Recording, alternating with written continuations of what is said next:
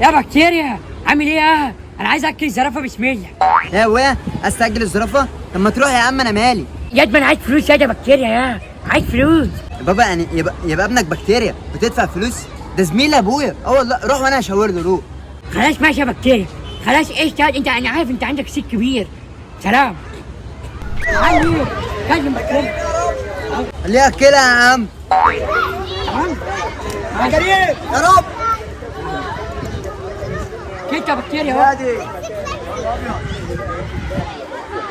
خلاص يا بكتيريا خلاص، مثل عليا.